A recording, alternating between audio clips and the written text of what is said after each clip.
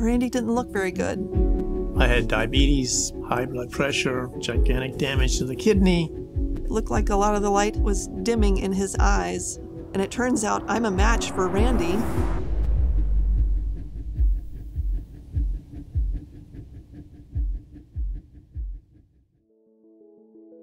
So my photographic career began in 1974. I was working at a camera store. I had just finished taking some classes with Jerry Goldsman at the University of Florida, and found out that that was the magic thing in my life that I wanted to do. I wanted to create a portrait that said something about the soul or the spirit of the family or the individuals that were in the picture, or where there was a dog. Visuals are incredibly important for a magazine, period, and Randy and his talent, his incredible talent for taking pictures and representing a topic, a subject, a story, someone's journey, really helped elevate the alumni magazine at the University of Florida. Liesl and I go back.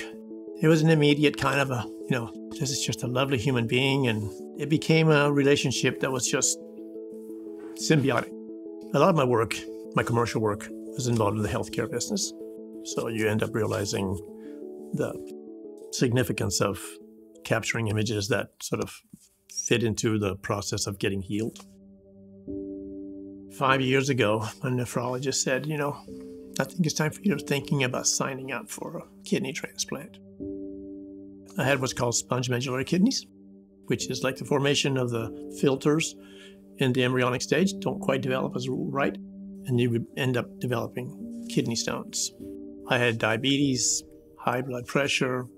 I had lithotripsy done, which caused gigantic damage to the kidney. So what happens with the issues of kidney toxicity is that you sort of develop this fog. You don't even see it. You don't really recognize it because it's such a slow progression, but it really affects pretty much how you see the world, how you interact with human beings. When it came time to retire, I reached out to him and asked him if he would come to my retirement reception, and Randy didn't look very good. He didn't look like himself. It looked like a lot of the light was dimming in his eyes. He had lost a lot of weight, and I was really worried for him. So when he told me that he had kidney disease and he was on a transplant list, that gave me a lot of memories of doing stories about other people who were on transplant lists and had received a transplant and how it had transformed their lives. So I actually looked it up, and there's 90,000 people waiting for a kidney right now. In general, in the US, there is shortage of organs in general from the deceased donor pool. So anybody who's requiring dialysis, or if they are approaching that point, the expectation of their wait time is in years rather than in weeks or months. She says, I've written stories about people who've either given them or who have received them, and they were always, these heart, warm, felt stories. And she says, I said to myself that if someone ever needed it, that I loved and appreciated, that I'd be willing to sign up. And she says, you call Linda, and you tell her that I'm willing to get one. And so she signed up. Within 3 months, she was a perfect match. And that gave rebirth to my life totally. Find a living donor, you get the best possible result, best quality of life, and the best survival, because we're going to get the kidney from someone we're going to guarantee that is not going to get in trouble with one kidney lifelong. I truly did not have any doubts about this process. I truly wanted to do this and had no problem with proceeding through the medical tests and everything else. However, everyone around me had lots of questions. My husband was the number one. He never said no. He just looked at me in the way that I know means I have doubts. I had never been exposed to something like this. And when you told me what you were going to do, the first thing I thought of was, well, wait a minute. What if someone in our family, one of your children, one of your grandchildren? But then after you explained it to me, I became more understanding of the situation, and I have no regrets whatsoever, and would never have any regrets of what you did. Being that laughter is one of the essential elements of my life, is I decided that, I wanted to have that on my team of transplant team. So I try, and be very friendly and easygoing with the patients. I mean, they're already stressed. Last thing you want is to see someone who's as stressed as you are, and you have a very kind of strict behavior. So that's why I try to joke with them a bit, if possible, and tell him, let's say that he's my first transplant I've ever made. But it put him at ease, because when you joke about it, you know that the guy who's telling you this joke must have done it a few hundreds or thousands of times. He had a sense of humor that was just beyond professional, but yet a sense of like, this is my guy. So with Dr. El-Hinawi, obviously we are the two surgeons. El-Hinawi is highly specialized into the donor nephrectomy, which is doing laparoscopic, and I perform the second part of the operation, which means implanting the kidney into the recipient. We go by default into the right iliac fossa, so it's the right groin area, and we connect the kidney, the artery and the vein onto the external iliac vessels, the artery and vein. That's how we perfuse the kidney. We give extra blood to the kidney from the body, and we connect the ureter, which is the tube carrying the urine, onto the bladder by making a new kind of orifice on it, a new hole. And normally we put a stent there, so we keep it for a few weeks to make sure that we don't get any leaks from it or any complications. So a couple of hours, let's say, for this operation, then the patient goes home after 3 days. My first question when I woke up was, how's Randy doing? And so we've started FaceTiming. He looked so amazing. He looked so bright and vibrant and happy and full of life. He really looked so much different than he did just hours before. It was really validating for me in terms of that I did the right thing.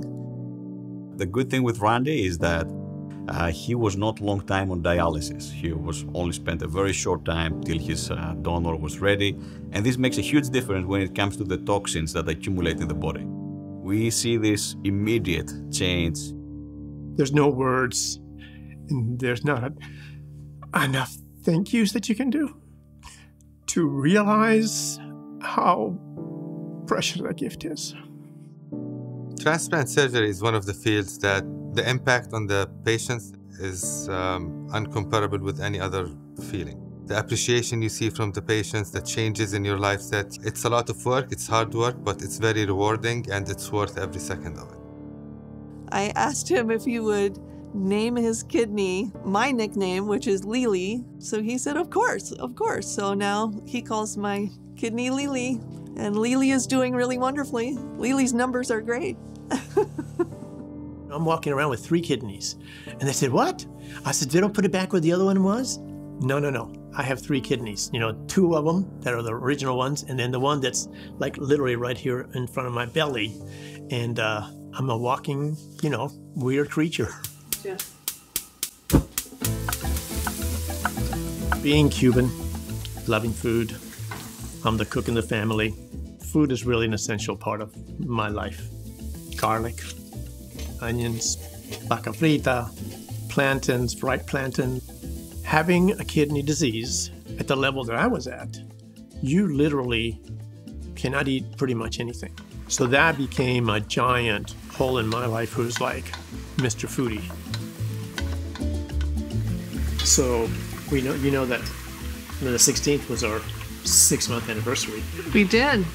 So We just had our anniversary I was very excited. of our kidney surgeries. Yep, our transplant, and the new blessing of my life that brought me full circle to realize that's being reborn, seriously. Because I always told you that, because Right.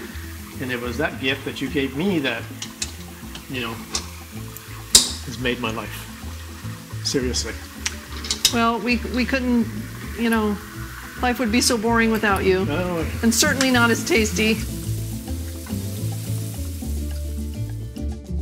Randy is an amazing guy, and he promised to cook for me Cuban food, and I'm still waiting.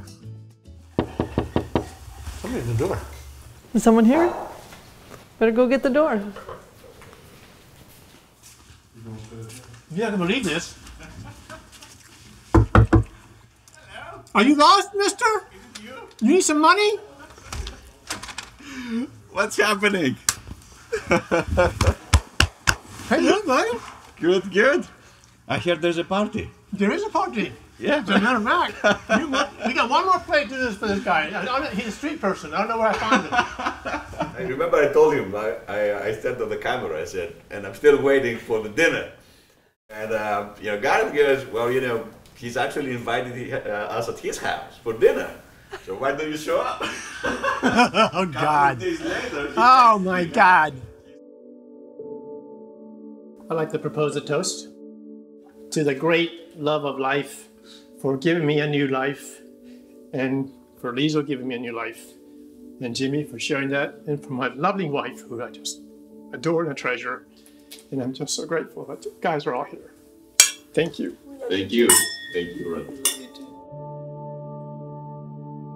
I must say this. Your experience and your expertise are unbelievably valued by me and by him. Amen. Your generosity, your willingness out of nowhere to give one of your kidneys to him was shocking at the time and overwhelming. And now I can't even tell you how grateful I am. Oh. And you, Buster, you had to sit there and watch all this happen. Watch your wife have surgery. You didn't even know Randy. I don't know how you pulled that off. But thank you for taking... You're welcome. Thank you and thank you and thank you. Here's to your humor, your wit, your That's right. absolute brilliance of being a your fabulous surgeon. To your help.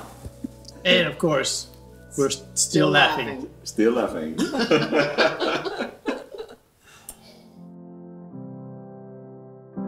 We purchased this little cabin in Lake Winot. I said, well, we're still laughing, right? So then we called it Still Laughing, and that's the name of our cabin. I come to you in times of trouble. Since I've given my kidney to Randy, a lot of people have come up to me and thanked me and treated me like I was some kind of a hero. But that's not how I feel at all. I'm a regular person who I felt like was just doing something that I thought was right. What this process is about, what this kidney donation process is about, is not really about me. It's about preserving Randy and other people like Randy who deserve to live a longer life, who deserve to not have their life cut short. I'm not done, I'm just beginning a new path to try to accomplish some things that I feel are important. One of my goals is to end up having an exhibit of donors and recipients of kidneys, because I think it would really show the gamut of who can give and who can receive. And just my goal is to really see that there's no boundaries about who can receive or who can get one. I feel like Randy's more joyful, but what's more important is he has the ability to have more time to love others and encourage others, which is what he naturally does.